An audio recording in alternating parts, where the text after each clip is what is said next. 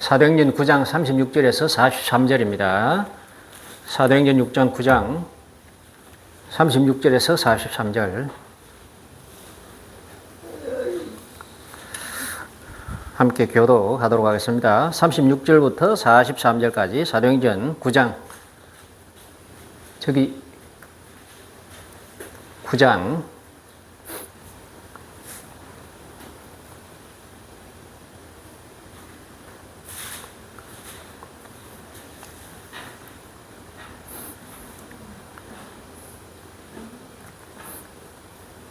36절부터 읽습니다. 요빠에 다비다라 하는 여제자가 있으니 그 이름을 번역하면 도로가라. 선행과 구제하는 일이 심히 많더니 루다가 요빠에 가까운지라 제자들이 베드로가 거기 있음을 듣고 두 사람을 보내어 지체 말고 와 달라고 간청하여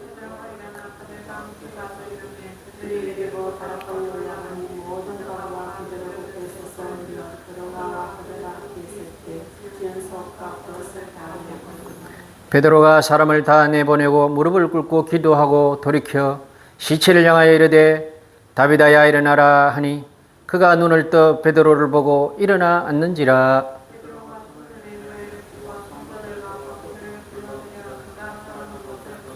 온 요빠 사람이 알고 많은 사람이 주를 믿더라. 요빠에 일어날 있어 시몬이라는 무두장의 집에 머무니라. 아멘. 여러분, 폭우와 폭염 가운데서 건강하게 잘 지내셨죠? 우리 서로 쳐다보고 샬롬 한번 합시다. 샬롬. 샬롬. 요즘 비는 주로 밤에 쏟아지는 특징이 있어요. 밤에 이상이 이제 좀 세계적인 기후가 낮에보다는 밤에 주로 폭우가 한꺼번에 쏟아져서 낮은 지역에 사는 사람들이 좀 애를 먹는 그런 경우가 이 전국에 많이 발생하는데 높은 데 사는 우리들도 그래도 구름이 많이 끼었다 싶으면 꼭 앞 베란다, 뒷 베란다 창문 점검을 하고요. 조금씩 열어놓되 너무 많이는 열어놓지 말고 그렇게 자기를 바랍니다. 이제 아직까지 장마가 안 끝난 것 같은데 후덥지근하죠. 습도가 높고 온도는 높고 습도가 높으니까 비는 와도 더워요. 그래서 조절 잘 하면서 평소보다 물을 조금 생각이 안 나더라도 자주 물을 의도적으로 좀 먹어야 됩니다. 왜냐하면 물 먹는 습관이 안 된 사람들은 몸은 막 물을 요구하는데 못 느끼는 경우가 가끔씩 이제 나이 들어가는 우리 같은 사람은 그게 이제 점점 더 심해진다 그러는데 정해놓고 물을 먹어야 된답니다. 정해놓고 우리 젊은 사람들도 요즘은 젊은 분들도 성인병이 드는 경우가 옛날보다는 10년, 20년 앞당겨졌답니다. 왜냐하면 집밥을 좀 적게 먹고 주로 이제 주문해가지고 이렇게 먹는 그걸 좀 심하게 죽은 음식이라 그러더라고. 죽은 음식. 채소나 콩이나 된장 이런 보담도 3차, 2차, 3차 가공한 햄이라든지 튀김이라든지 그런 게 있잖아요. 그런 음식을 거의 먹고 생채를 거의 안 먹는다는 거지. 특히 젊은 사람일수록 생채. 그러니까 굉장히 몸이 옛날보다는 훨씬 한 10년 빨리, 20년 빨리 이 성인병 징조가 나타나고 또 실제로 그런 병이 나타나가지고 병원을 가야 되는 그런 청년들도 점점 많이 속출하고 있다고 합니다. 심혈관, 비만, 심혈관, 혈압, 당뇨와 또 혈압, 고혈압 이런 게 우리 혈관을 위협하잖아요. 혈관이 터지면 아주 심각한 후유증이 있죠. 그러니까 이제 우리 교회 청년들도 자신의 건강을 지금 이제 서서히 관리해야 될 나이입니다. 20대 때는 웬간해서는 괜찮죠.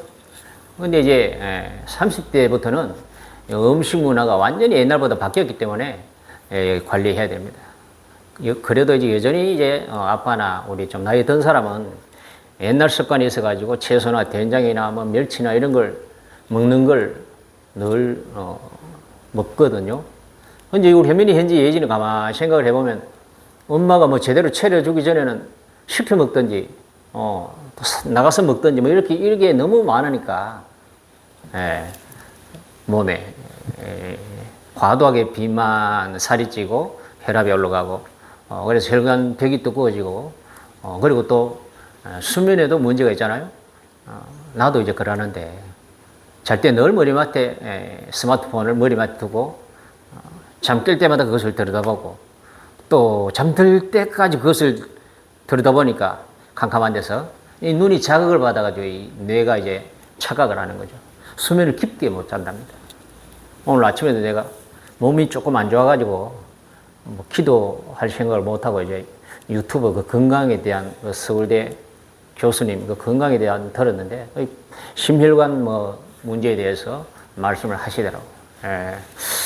그러니까 우리 교회 청년들 젊다고 자만하지 말고 부지런히 움직이고 일하고 또 열심히 생각하고 또 건강한 식품을 먹을 수 있도록 최소한의 노력을 좀 해야 됩니다. 그래야 이제 30대에서 40대, 50대 돼도 여전히 그때의 건강을 지금 정할 수가 있어요. 그때의 건강을. 지금은 아무렇게나 살면 그때 되면 건강이 없어요. 그러니까 꼭 귀담아 듣고 관리를 하시기를 바랍니다. 오늘 이제 사도행전 9장 36절에서 43절 제목은 일하는 제자들입니다. 일하는 제자들. 우리 부부도 사실 결혼을 하면서부터 지금까지 쉼없이 사실 일을 했거든요. 돈 되는 일은 크게 못했지만은 뭐 여러 가지 작은 그런 일을 끊임없이 하면서 이렇게 이제 그래도 가난했지만은 끊임없이 일을 하면서 살아왔어요. 결혼하기 전에는 뭐 이제 출판사 책 만드는데 거기서 이제 또 일을 하기도 하고 또 책 파는 세일즈맨 돌아다니면서 이제 성경이나 또 뭐 주석이나 또 이런 것을 팔기도 하고 또 교회 큰 집회나 행사가 있으면 그 앞에 가판대를 깔아놓고 거기에 이제 책을 진열 쫙 해놔놓고 이제 팔기도 하고 뭐 이제 결혼하고 나서는 뭐 신문 배달에 김밥 배달에 찌개 배달에 뭐 목욕탕 청소에 우유 배달에 뭐 안 한 게 없죠. 그리고 노점상 뭐 장난감 팔기 뭐 이렇게 끊임없이 지금은 이제 또 뭐 발 마사지사 그리고 이제 요양보호에다가 이제 장애인 활동 지원사 뭐 이렇게 이제 끊임없이 사실 일을 해왔어요. 몸은 약하고 체력은 남과 비교해서 좋지는 않았는데 그래도 어떻게 사는 어떤 삶의 습관이라고 해야 되나? 어릴 때부터 그렇게 되었어요. 어릴 때부터 끊임없이 뭔가 활동을 하고 일하고 움직이고 성경책 읽고 기도하는 그런 이제 생활을 쭉 이렇게 해왔는데 그렇게 하다 보니까 벌써 나이가 이제 65세가 되었습니다. 오늘 제목이 일하는 제자들이죠. 우리가 예수 믿는다면은 어떤 의미에서든 우리는 늘 일을 하면서 살아야 돼요. 나와 교회와 그리고 또한 가족을 위하여 일을 하든 아니면 또한 뭐 사회에 유익한 어떤 혁신을 위해서 연구를 하든 기술을 개발하든 뭐 장사를 하든 끊임없이 사실 일하는 인간이에요. 일하는 인간. 우리가 인간들이 지금 요즘 워낙 이제 잘 먹고 잘 살아서 일을 좀 덜 하니까 이제는 뭐 로봇을 만들어서 이제 일을 또 시키려고 하잖아요. 누구를 시키든 직접 하든 기계를 시키든 로봇을 동원하든 일을 해야만 우리 인류 문명이 유지되고 발전을 합니다. 그것은 우리 개인도 마찬가지고 예수 믿는 사람이라고 해서 또 하늘에서 저절로 복덩어리가 막 뚝뚝뚝 떨어지는 건 아니거든요. 이 손으로 일을 해야 돼요. 그래야만 하나님께서 예비하신 복을 받을 수가 있어요. 일하는 제자들. 그래서 저와 여러분은 다 예수 믿는 예수님의 제자예요. 제자라는 단어는 헬라어로는 마테테스, 영어로는 disciple이라고 하는 단어인데요. 그 의미가 따르는 자, 배우는 자, 훈련하는 자, 일하는 자, 뭐 이런 의미가 있어요. 오늘을 살아가는 현대 그리스도인들에게 제자라는 단어는 생소한 슬로건처럼 들릴 수도 있습니다. 우리는 제자라고 하면 위대한 신학자, 수만 명 앞에 서는 설교가 혹은 모든 것을 버리고 거친 오지로 떠나는 선교사를 먼저 떠올립니다.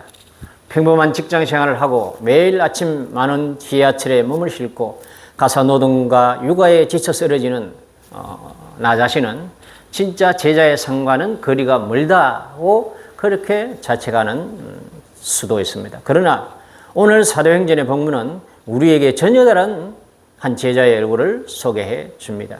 그의 이름은 다비다. 헬라어로는 도로가입니다. 성경은 그를 단순히 무리나 일시적인 추종자가 아니라 당당히 여제자라고 부릅니다. 네. 여자를 제자라고 지칭한 것은 성경에서 이 다비다 경우밖에 없어요. 복음서에 보면 마리아도 있고 막달라도 있고 뭐 여러 여성분들이 나오지만은 제자라고 이렇게 지칭하는 것은 바로 이 다비다가 유일하다고 합니다. 그렇다면 그는 어떤 대단한 사역을 했기에 이 영광스러운 칭호를 얻었을까요? 그는 성전의 거룩한 제단에서 제사를 집전하던 제사장도 아니고 광장에서 로마 제국을 향해 외치던 불의 사자도 아니었습니다. 그의 사역지는 지극히 평범하고 어쩌면 매일의 피로가 쌓여가고 있는 일터였습니다. 그의 손에 쥐어진 무기는 칼이나 펜이 아니라 보잘것없는 바느질하는 바늘이었습니다. 우리는 흔히 신앙과 일상을 분리합니다. 예배당 안에서 찬양하고 설교하고 기도하는 삶은 거룩하고 하나님의 일이고 월요일부터 시작되는 세상 속 일터의 삶은 세속적이고 개인적인 일이고 하나님과는 상관이 없는 그런 일이라고 우리는 생각을 합니다. 그러나 2000년 요빠라는 항구 도시에서 묵묵히 옷을 짓던 다비다의 삶은 오늘날 우리에게 묵직한 질문을 던집니다. 당신의 일터는 예수 그리스도의 통치가 임하는 성소입니까? 아니면 단지 목구멍이 포도청이라 버티는 전쟁터입니까? 오늘 우리는 신구약의 거대한 물줄기 속에서 그리고 교회사 속에서 믿음의 선배들이 발자취를 따라가며 우리 중심, 삶의 중심이신 예수 그리스도를 바라보고자 합니다. 참된 제자의 3종 직무인 일하는 제자, 나누는 제자, 선교하는 제자의 삶이 오늘 우리의 평범한 월요일을 그리고 또한 모든 평일들을 어떻게 위대하게 사역의 현장으로 바꿔놓을 수 있는지 하나님의 음성을 듣는 그런 귀한 시간 되기를 바랍니다. 오늘 본문 39절을 보면 아주 가슴 뭉클한 장면이 나옵니다. 39절 한번 보세요. 베드로가 일어나 그들과 함께 가서 이르매 그들이 데리고 다락방에 올라가니 모든 과부가 베드로 곁에 서서 울며 도로가가 그들과 함께 있을 때에 지은 속옷과 겉옷을 다 내어 보이거늘이라고 했습니다. 다비다의 제자도는 심오한 신학적 말잔치에 있지 않았습니다. 그가 매일 손을 움직여 지었던 거친 옷감의 솔기마다 한 땀 한 땀 정성스럽게 박아넣은 바늘땀마다 예수 그리스도의 사랑이 새겨져 있었습니다. 이 일과 노동의 개념은 구약의 창조기사로 거슬러 올라갑니다. 하나님께서는 인간을 창조하시고 땅을 정복하고 다스려라 라는 문화명령을 주셨습니다. 이것은 지구를 관리하고 다스리고 갈고 심고 거두고 그렇게 해서 온 지구를 하나님께서 최초로 주신 그 땅을 관리하고 다듬어서 더 살기 좋도록 그렇게 열심히 일하고 노동하라는 그런 문화명령을 주셨습니다. 히브리어로 일을 뜻하는 단어는 아바드라고 하는 단어인데요. 이 단어는 일상적인 노동을 뜻하는 동시에 하나님을 향한 거룩한 예배를 의미하는 이중적 의미가 있습니다. 창세기 2장 5절 말씀에 땅을 갈 사람도 없으므로 이렇게 땅을 갈다라고 하는 히브리 단어가 바로 땅을 갈다라고 하는 이 말이 아바드 하는 히브리 단어예요. 땅을 갈다. 여러분 땅을 갈아 보지 못했죠? 그래도 저는 어릴 때 농부 되신 아버지를 따라서 논이나 밭에 나가지고 어느 정도 간접 체험을 해봤거든요. 그 땅 가는 일이 보통 일이 아닙니다. 사람 힘으로 못하죠. 그래서 소를 매달아서 이렇게 아주 넓고 긴 밭을 이제 소의 힘을 이용해서 이제 갈잖아요. 이라 하면 이제 땅을 쭉 갈아서 줄을 만들고 또 이제 좁은 밭은 사람이 직접 갈아야 되죠. 호미로 일일이 그 땅을 파뒤집고 삽으로 파뒤집고 그리고 흙덩이를 깨고 그렇게 합니다. 엄청난 노동입니다. 아바드입니다. 이 노동을 의미하는 이 아바드 단어가 또 한 가지 의미가 있어요. 바로 서비스하다, 봉사하다, 예배하다 이런 의미가 있어요. 그러니까 일이라고 하는 노동이라고 하는 단어와 예배라고 하는 단어가 같은 단어가 쓰였어요. 거기에 무슨 의미가 있겠어요? 성경의 이 성경 말씀의 단어 하나는 결코 우연적으로 선택한 것이 아니거든요. 성령님의 감동으로 최종들이 기록을 했기 때문에 성령님께서 사람의 마음과 지혜를 감동을 해서 하나하나 그 의미와 어떤 그 가장 적합한 단어를 선택을 해서 기록을 했기 때문에 그 단어의 뜻을 우리가 안다는 것은 굉장히 중요해요. 그 노동이라고 하는 단어와 예배, 서비스, 봉사라고 하는 단어가 하나의 단어예요. 아바드. 그러므로 우리는 교회에 나와서 하나님을 예배하고 그리고 우리의 매일의 일상에서, 가정에서, 직장에서, 사회에서 나를 위해서, 가족을 위해서 또는 사회를 위해서 하나님의 영광을 위해서 열심히 일하고 노동하는 것이 그것도 일종의 예배라는 것이에요. 그래서 종교개혁자들은 만인 제사장을 얘기를 했어요. 목사, 전도사, 선교사, 신부 이런 사람들만 어떤 성역이 성스러운 어떤 그런 성직이 아니라 모든 성도들이 하는 믿음으로 하는 모든 일들이 다 바로 성스러운 일이다 해서 만인 제사장을 그렇게 주장을 했습니다. 저와 여러분들은 그 종교개혁의 후예들이죠. 그렇다면 저와 여러분들의 삶도 바로 그래야 됩니다. 우리가 교회에 나와서 예배드리고 예배를 귀하게 생각하고 빠지면 안 되는 걸로 우리가 막 그렇게 생각을 하잖아요. 한번 빠지고 예배드릴 때 자세가 좀 잘못되면 부지런을 듣든지 또 스스로 자책을 하든지 가책을 느끼든지 믿음이 전혀 없는 사람은 아이고 빨리 끝내고 가야지 뭐 그렇게 생각할 수 있지만은 그래도 믿음이 조금이라도 있는 사람은 그렇게 생각 안 하죠. 심지어 믿지 않는 사람도 내한테 볼일 보러 왔다가 저 유리 창문에서 보고 나갑니다. 그냥 예배 드리는 것을 그들도 알거든요. 함부로 들어갈 분위기는 아니구나 그것을 알아요. 그러니까 저와 여러분들이 이 예배에 대한 어떤 그런 어떤 믿음의 양심을 다 가지고 있잖아요. 그래서 비록 졸리고 피곤하고 힘들어도 애를 써서 듣는 척이라도 해야 되겠다라는 그런 마음이 다 우리가 기본적으로 가지고 있잖아요.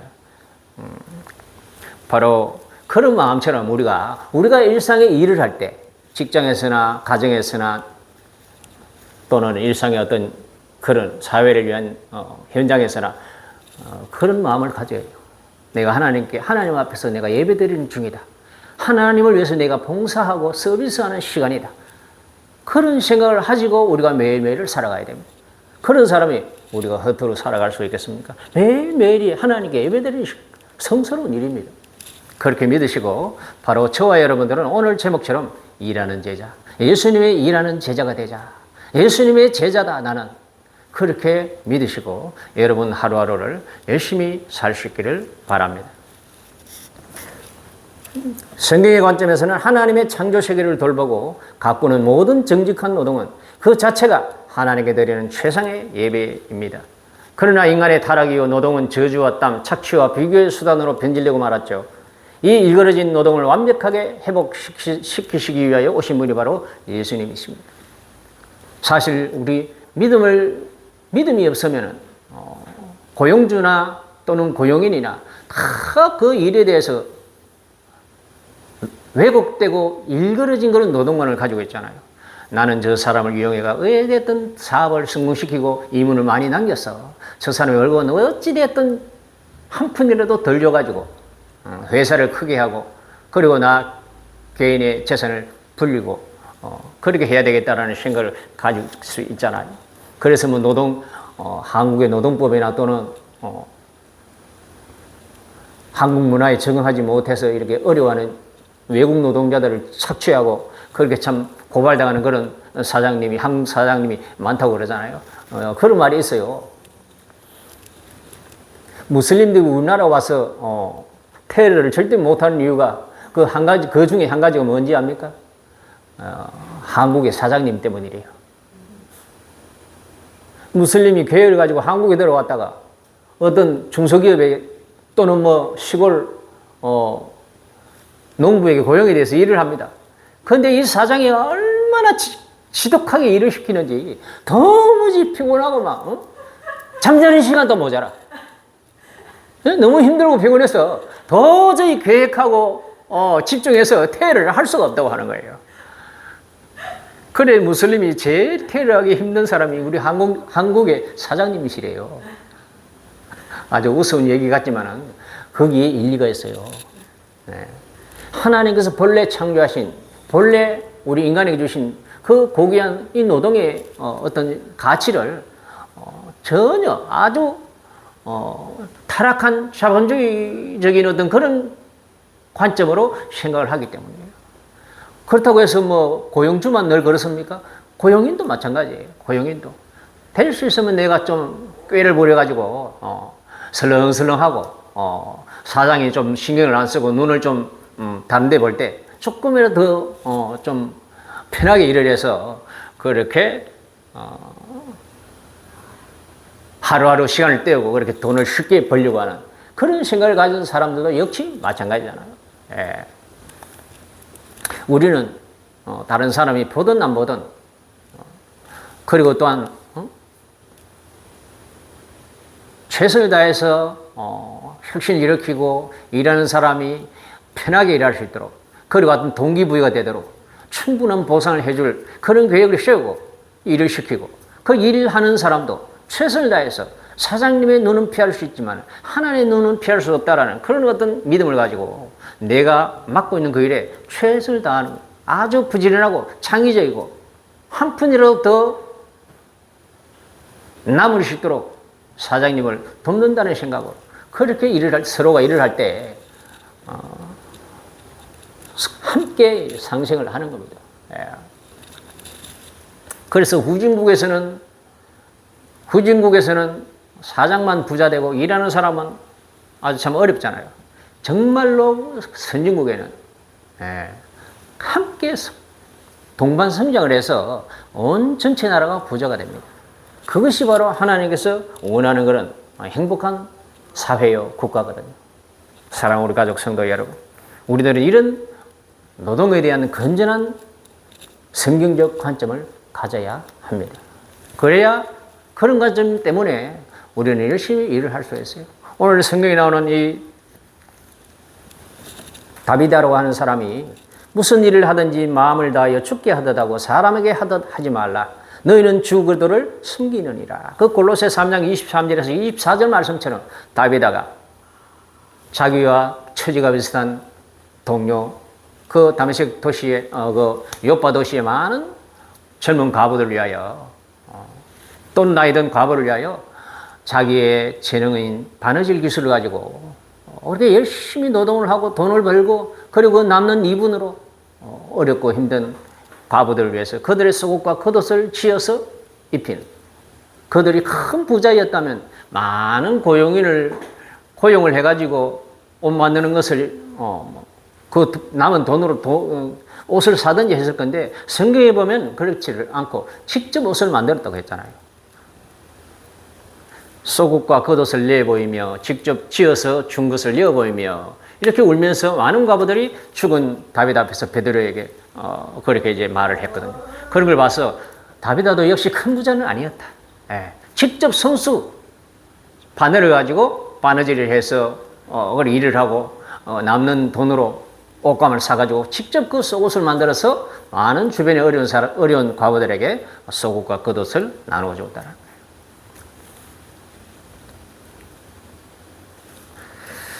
그리고 이 다비다는 나누는 제자였죠. 나누는 제자. 두 번째로 다비다는 나누는 제자였습니다. 일하는 제자. 두 번째, 나누는 제자. 본문 36절은 그를 정의하기를 선행과 구제하는 일이 심히 많더니라고 했어요. 1세기 고대 근동사회에서는 고대 근동, 이 근동이라는 단어가 무슨 말인지 좀 헷갈리죠? 유럽에서 봤을 때 가장 가까운 동쪽 나라, 가까울 근자에 동력동자 해서 근동이래요.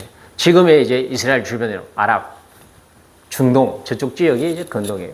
이 시기 고대 근동 사회에서는 과부는 사회적, 경제적, 법적 보호를 전혀 받지 못하는 가장 비참하고 취약한 이들이었습니다. 남편을 잃는다는 것은 곧 굶주림과 죽음을 의미했습니다. 구약의 선지자들이 이스라엘의 타락을 고발할 때 울부짖었던 메시지가 있었습니다. 바로 고아와 과부를 압제하고 돌보지 않는 죄였습니다. 신명기 율법은 가난한 자들을 위해 밥 모퉁이를 남겨두고 이웃을 대접하라고 준엄하게 명령을 합니다. 다비다는 이 구약의 사랑과 정의의 정신을 고스란히 예수님의 이름으로 물려받아 신약의 교회 속에서 순종하고 있었습니다. 그런데 그의 나눔은 어디서 출발을 한 것일까요? 단순히 인정이 많아서였을까요? 아닙니다. 바로 그리스도 예수의 헌신과 비우심을 직접 깨닫고 예수님이 하신 그 모든 사역을 이 다비다는 다 믿음으로 받아들이고 그것을 또한 경험했기 때문입니다. 예수님을 생각해 보세요. 예수님을 우리 인류를 위해서 무엇을 하셨습니까? 예수님은 자신의 생명까지 다 우리 인류를 위하여 생명까지 비우셨습니다. 자기의 하늘 왕자를 버리셨어요. 자기의 모든 고귀함도 땅에 버리고 죄인이 되어서 침뱉고 매맞고 창에 찔리고 벌거벗겨서 십자가에 매달렸어요. 우리 모든 죄인을 위하여 인류를 위하여 자기의 모든 명예와 자존심을 버렸던 것입니다. 자기의 목숨까지도 모든 인류에게 나누어 주었어요. 바로 이 은혜를 다비다는 믿고 성령으로 경험을 했기 때문입니다. 다비다의 믿기 전에 삶이 어땠는지는 몰라도 다비다는 하나님의 사랑을 크게 경험한 성도였다라는 것을 우리는 짐작할 수가 있어요. 경험을 했기 때문에 그것을 또한 실천할 수 있는 겁니다. 하나님의 사랑을 경험하고 하나님의 사랑을 경험해 보아야만 하나님의 사랑을 실천할 수가 있는 것입니다. 그래서 이 다비다는 그 예수님이 날 위해 죽으시고 날 위해 부활하셨음을 성령으로 경험하고 거듭나고, 그래서 예수님처럼 바로 이 다비다도 자신의 생명을 돌보지 아니하고 자기의 재산을 아끼지 아니하고 처지가 비슷한 많은 불쌍한 과부들을 위해서 자기의 건강과 재물을 아낌없이 나누어 주었던 것입니다. 사도 바울은 고린도후서 8장 9절에서 그리스도의 나눔과 구제가 어디에서 출발해야 하는지 그 본질을 이렇게 말합니다.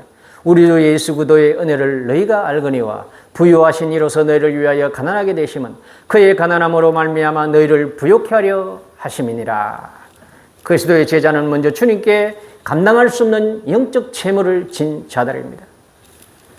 저와 여러분들도 우리가 겉보기로는 상식적으로 볼 때, 그리고 사람의 생각과 눈으로 볼 때는 우리가 크게 잘못이 없다고 생각할 수 있어요.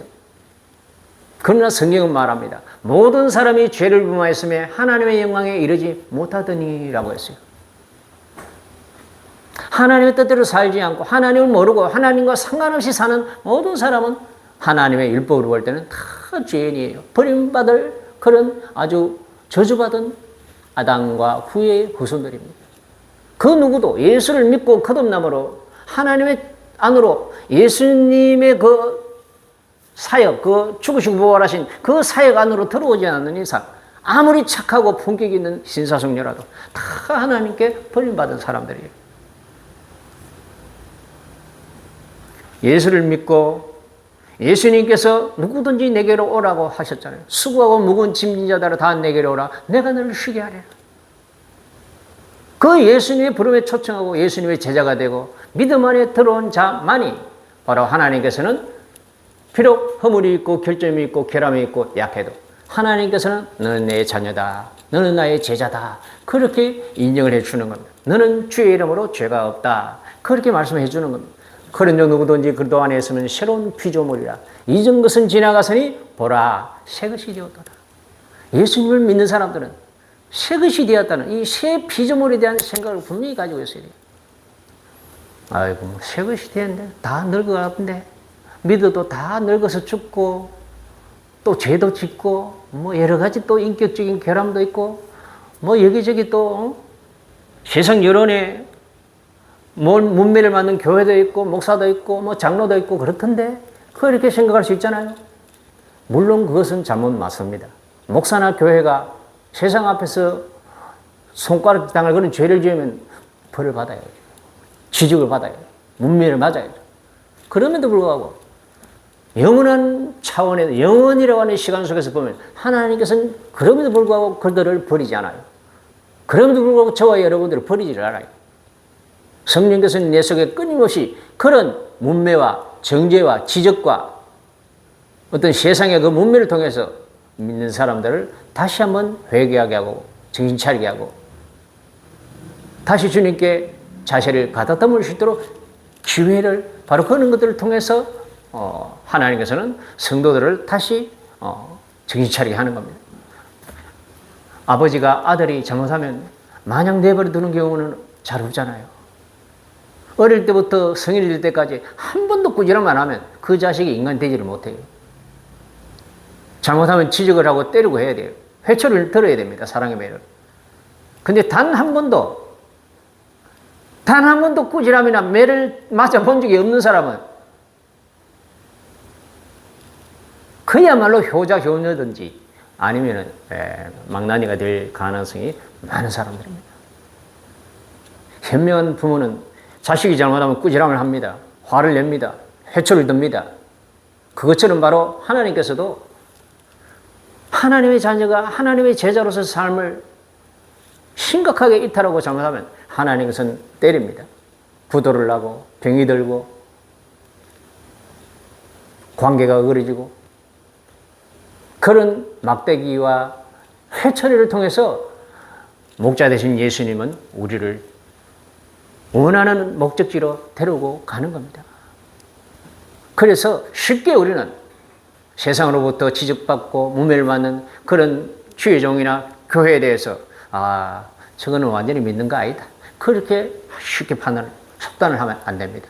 하나님께서는 오히려 드러남으로 그래서 세상으로부터 벌을 받고 지적을 받고 욕을 먹음으로 정신 차리게 하고 그것을 막대기 삼아서 회초리를 드는 거예요. 하나님께서. 그래서 다시 제자리로 돌아오게 하고 목적지로 데리고 가는 겁니다. 그래서 결국 나중에 보면 비록 세상에 있을 때 이런저런 결점으로 지적을 받고 그렇게 참 말을 듣는 사람도 결국 마지막에는 하나님 나라에 있음을 저와 여러분들은 보게 될 겁니다. 여러분들도 마찬가지죠. 나는 하나님 자녀 아닌 것 같은데 내가 무슨 하나님 자녀일까? 나는 예수님 제자 아닌데 뭐 그런 생각을 가지고 있어요. 그러나 여러분 끝까지 가봐야 돼요.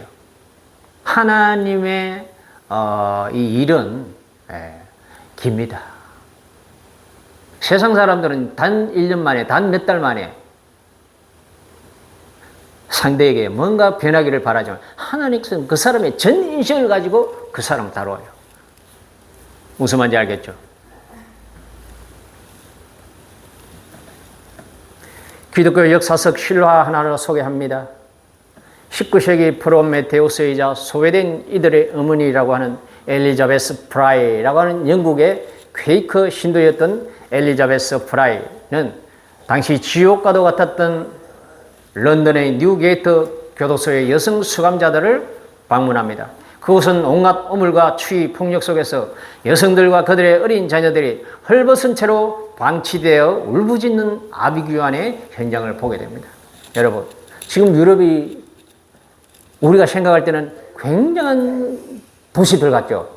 아주 문화가 아주 유구하고 아주 오래 고색창연한 그런 아름다운 건물들이 너무 많잖아요.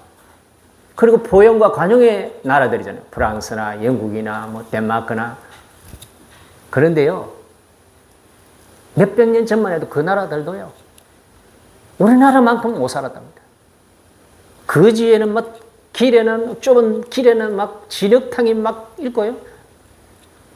그래서 높은 굽에 구두를 신지 않으면 지나갈 수 없을 정도로 진흙이고 똥이고 그런 더러운 골목이었다고 합니다. 그리고 낳은 자식들을 특히 딸들을 버리는 것은 쉽게 버린답니다. 너무 가난해서. 바로 이 사람이 살았던 당시도가 그런 때였습니다. 그 사람이 방문한 여수감자들의 감옥은 그야말로 아비규환의 현장이었습니다. 많은 이들이 그들을 버려진 인간이라며 외면할 때 이 프라이는 주님의 음성을 들었습니다. 마태복음 25장 35절 내가 줄일 때에 너희가 먹을 것을 주었고 목마를 때 마시게 하였고 나그네 되었을 때 영접하였고 헐벗었을 때 옷을 입혔고 병들었을 때 돌보았고 옥에 갇혔을 때 보았느니라. 그녀는 죄수들에게 필요한 것은 비난이 아니라 그리스도의 사랑이라는 것을 알았습니다. 그녀는 교도소 안에 직접 바느질 작업장을 만들었습니다. 죄수들에게 직접 옷감을 지어주고 바느질을 가르쳐 스스로 옷을 만들어 입게 했습니다. 그리고 생산된 옷을 팔아 자립할 수 있는 길을 열어주었습니다.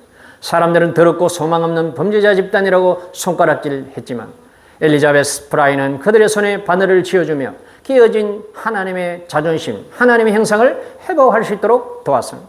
그녀의 손끝에서 시작된 이 바느질 나눔은 훗날 영국 전체의 사법제도를 바꾸고 감옥을 교화의 장소로 변화시키는 거대한 기적의 역사를 창조했습니다. 이것이 바로 참된 제자의 나눔입니다. 세상은 끊임없이 우리에게 더 많이 움켜쥐어라, 내 미래를 위해 더 높이 쌓으라고 다그칩니다. 그러나 십자가의 은혜를 통과한 제자는 내게 주신 재능과 물질의 쉬를 풀어 세상에 헐벗은 이들을 덮어주는 사랑의 옷을 직조하는 사람들입니다. 그리고 이 다비다 세 번째로는 선교하는 제자였습니다. 선교하는 제자. 저와 여러분들의 재능으로, 저와 여러분들의 믿음으로 많은 일을 하고 사업을 하고 돈을 벌고 다른 사람을 도와도 그것이 예수님을 소개하고 구원의 길을 안내하는 그 역할을 하지 못한다면 그것은 상당히 그 의미를 훼손시키는 일이 될 것입니다. 우리 모든 사람들은 예수님을 알아야 되는 죄인들이에요. 그 누구도 예수님을 듣지 않아도 되는 그런 사람들이 없어요. 다비다는 선교하는 제자였습니다. 본문 후반부는 다비다의 갑작스러운 죽음과 베드로를 통한 부활 사건을 다룹니다. 다비다가 죽자 온 요빠 교회가 비탄에 잠겼고 마침 이웃 도시에 있던 베드로를 다급히 청합니다. 다비다의 방에 들어간 베드로는 무릎을 꿇고 간절히 기도한 뒤 외칩니다. 다비다야 일어나라. 이 외침은 성경을 읽는 우리에게 금방 오버랩되는 광경이 있죠. 마가복음 5장에서 예수님이 회당장 야이로의 죽은 딸의 손을 잡고 외치셨던 아람어 달리다고 소녀야 일어나라 하셨던 그 음성의 완벽한 메아리기 때문입니다. 베드로는 지금 자신의 개인적인 능력으로 기적을 일으킨 것이 아닙니다. 예수 그리스도 안에 흐르는 사망을 깨뜨리는 부활의 생명력이 제자 베드로의 순종을 통해 그리고 평생의 주를 헌신했던 여제자 다비다의 몸을 통해 이 땅에 찬란하게 투영된 것입니다. 그 결과 요파 땅에 어떤 역사가 일어났습니까? 42절 말씀 한번 보세요.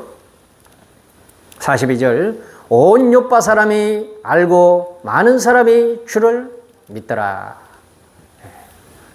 다비다가 다시 베드로의 손을 통해서 부활하자 그 사실을 목격하고 들었던 많은 사람들이 예수를 믿게 되었습니다. 여기서 우리는 중요한 선교적 원리를 발견합니다. 다비다의 선교는 길거리에서 고래고래 소리 지르며 사람들을 위협하는 공허한 외침이 아니었습니다.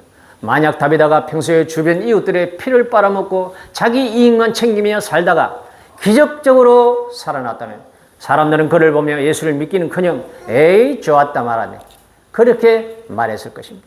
그러나 사람들이 그 다비다가 죽었을 때 그 다비다의 헌신적인 선교적 삶을 알므로 다 슬퍼하고 아쉬워했습니다. 그리고 베드로의 손에 다시 다비다가 부활했을 때에 그들은 다 이렇게 생각했을 것입니다.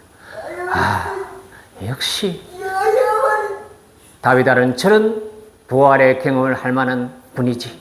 진정한 예수님의 제자지. 그렇게 다 말을 했을 것입니다. 그래서 그저 그의 선행에 감동만 하고 복음에는 무심했던 사람들이 그 놀라운 부활의 사건 때문에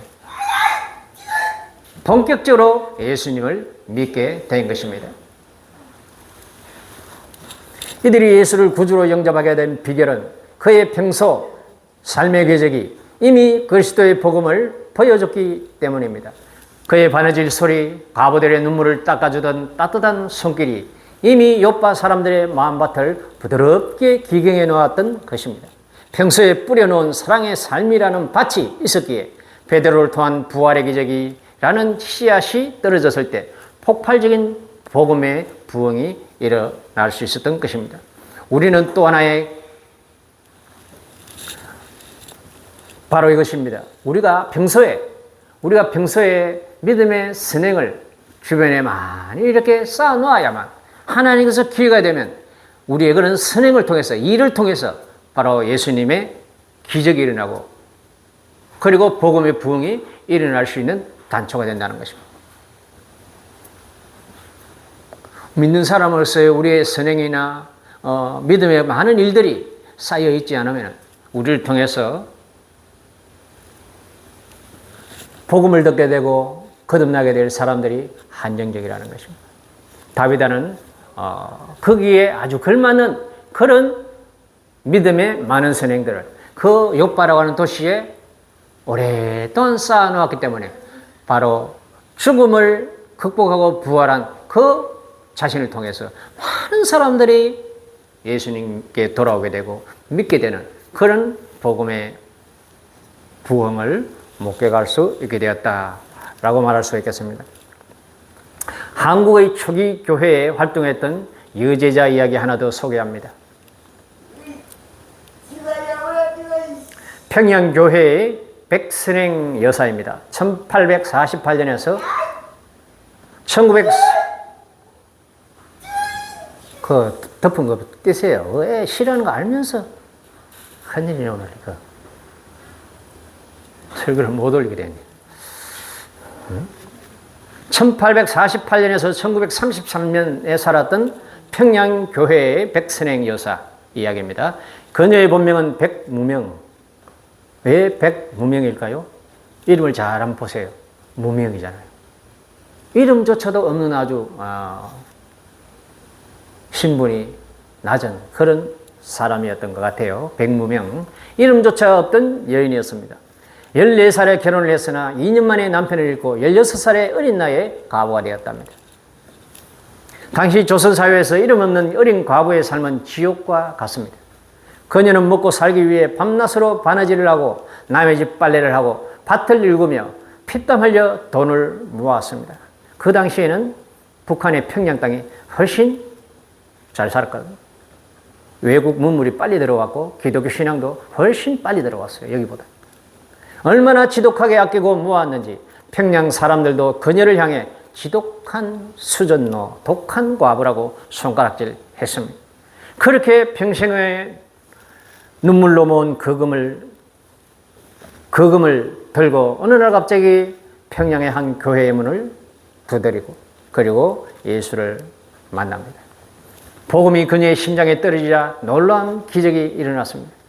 자기를 위해서는 단 일전도 벌벌 떨며 서지 않던 이 여인이 움켜쥐고 있던 제 머리 주먹을 하나님 앞에 통째로 펴기 시작한 것입니다. 그녀는 가난한 아이들을 위해 학교를 세우고 그리고 단 학교를 세우는 데에 거액을 아낌없이 기부했습니다. 평양 시내에 홍수관과 이재민들이 길거리에 나앉아 자신의 곳간을 열어 수많은 사람을 먹였습니다. 평양의 가난한 백성들이 모여 담소를 나누고 쉴 수 있는 공공회관을 지어 사회에 통째로 기부했습니다. 세상 사람들은 깜짝 놀랐습니다. 아니 저 독한 과부가 왜 저렇게 돈을 펑펑 쓰지? 사람들이 그 이유를 묻자 백선행 여사는 온화하게 웃으며 이렇게 대답했습니다. 나는 예수를 믿고 나서 재물이 무엇인지 알았습니다. 재물은 똥과 같아서 쌓아두면 구린내가 나지만 밭에 골고루 흩어 뿌리면 풍성한 열매를 맺는 그름이 됩니다. 내가 평생 돈을 모은 것은 오직 이 뜻깊은 날에 바르게 쓰기 위함이었습니다. 당시 조선 총독부는 그녀의 선행을 이용해 친일파로 보습하려고 훈장을 주겠다고 제안했습니다. 그러나 백 여사는 단칼에 거절하며 이렇게 말했다고 합니다. 나는 하늘나라의 상급을 바라보는 그리스도인입니다. 세상의 껍데기 같은 훈장은 내게 아무 쓸모가 없소이다. 1933년 그녀가 86세의 나이로 하나님의 부르심을 받았을 때 평양 시내는 눈물바다가 되었다고 합니다. 남녀노소를 불문하고 수만 명의 시민이 거리로 쏟아져 나와 그녀의 죽음을 애도했고 우리 역사상 여성 최초로 온 시민이 함께 장례를 치르는 사회장으로 장례가 거행되었습니다. 이름 없던 과부 백무명은 평생 착한 일을 베풀었다 하여 세상 사람들이 지어준 이름 백선행이라고 하는 이름으로 그렇게 전해져 내려오고 있다고 합니다. 구약의 선지자는 이 제자들의 삶을 통한 선교를 이렇게 아름답게 예언했습니다. 보라, 어둠이 땅을 덮을 것이며 캄캄함이 만민을 가려니와 오직 여호와께서 내 위에 임하실 것이며 나라들은 내 빛으로 왕들은 비치는 내 광명으로 나오리라. 제자들의 삶을 통해서 왕들과 수많은 만국의 백성들이 빛 가운데로 나오게 된다는 것은 600년 예수님 오시기 600년 전에 이사야 선지자가 예언했던 말씀입니다. 보라, 어둠이 땅을 덮을 것이며 캄캄함이 만민을 가리려니와 오직 여호와께서 내 위에 임하실 것이며 나라들은 내 빛으로 왕들은 비치는 내 광명으로 나오리라. 빛으로 나온다. 빛은 물론 예수님이죠. 그러나 그 빛으로 안내하는 것은 예수님의 제자들이에요. 예수님의 빛나는 제자의 삶을 통해서 참빛 되신 예수님께 만국의 왕들과 백성들이 나온다는 것을 이사야는 예언한 것입니다. 지금도 저와 여러분들은 여전히 참빛 되신 예수님께로 사람들을 안내하는 그런 제자들입니다. 우리의 삶을 통해서 많은 사람들이 빛 되신 예수님께 나올 수 있습니다. 그 삶을 위해서 저와 여러분들은 기도하고 그리고 또한 노력해야 되겠습니다. 일을 해야 되겠습니다. 사랑하는 성도 여러분, 이 시대의 주님의 제자 여러분, 오늘 2000년 전 요바의 한 모퉁이 방에서 부지런히 바늘을 움직이던 여제자 다비드의 삶을 묵상했습니다. 그는 성경의 거창한 논쟁 속에 이름을 올리지 못했으나 구약의 창조 명령과 이웃 사랑의 대강령을 예수 그리스도의 십자가 은혜로 녹여내어 자기 손끝으로 써내려간 순종하는 제자가 되었습니다. 오늘 이 시간 우리 자신에게 정직하게 질문해 봅시다. 지금 여러분의 손에는 무엇이 있습니까? 젊음이 있습니까? 힘이 있습니까? 돈이 있습니까? 아니면 어떤 재능이 있습니까? 그것은 바로 제자들의 선교하는 도구입니다. 그리고 또한 여러분들의 가정과 직장을 어떤 것으로 대합니까? 그저 돈벌이 하는 일터 수준으로 생각을 합니까? 그저 내가 벗어나지 못해 버티는 그런 주방입니까? 우리는 그 생각을 바꿔야 됩니다. 내가 살아가는 삶의 현장, 나의 주방, 가정, 직장, 학교, 그리고 나의 삶 전체가 바로 하나님께 예배하는 일터예요. 일로 하나님께 예배하는 그런 삶을 살아야 됩니다. 일이 예배입니다. 일이. 주일날 드리는 이 예배도 예배지만 우리의 삶 자체가 예배예요. 제자들은 예배함으로 또 다른 예배자들을 모집할 수가 있습니다. 예배하는 삶을 살 수 있어야 되겠습니다. 세상은 저와 여러분들에게 기적을 행하라고 요구하지 않습니다. 다만 내게 허락하신 삶의 자리에서 기쁘고 성실하게 일하고 나에게 채워주신 은혜를 이웃과 나누며 나의 살아 숨쉬는 인격과 삶의 향기를 통해 그리스도의 생명을 증언하는 그런 작은 다비다가 되기를 원합니다. 비록 우리가 친 바늘은 작고 볼품없을지라도 그 바늘 끝에 예수 그리스도의 사랑이라는 실을 꿰어 세상을 향해 한 땀 한 땀 매일매일 살아갈 때 하나님께서는 욥바를 변화시키셨던 놀라운 생명의 역사와 부흥이 바로 여러분의 일터와 가정 가운데, 교회 가운데 허락하실 줄로 믿습니다. 이번 한 주간 세상의 거친 풍파 속에서도 주눅들지 않고 오직 내 중심에 계신 예수 그리스도를 바라보며 삶의 예배자이자 일하는 제자로 승리하는 저와 여러분 되기를 바랍니다. 일하는 제자가 됩시다. 일하는 제자가 됩시다. 세월을 흘러보내는 어리석은 제자 되지 맙시다. 예수님께서 곧 오십니다. 저와 여러분들이 일하면서 일한 예배자를 하나님께서 인정해 주시고 다시 최후의 심판의 자리, 우리의 목자 되신 예수께서 오실 때에 우리가 하나님 앞에서 성실하게 믿음으로 일함으로 예배드린 그 예배자의 일을 인정해 주시고 거기에 맞는 상급을 저와 여러분들에게 나누어 주실 것입니다. 할렐루야. 저와 여러분이 되시기를 주의 이름으로 간절히 축원합니다.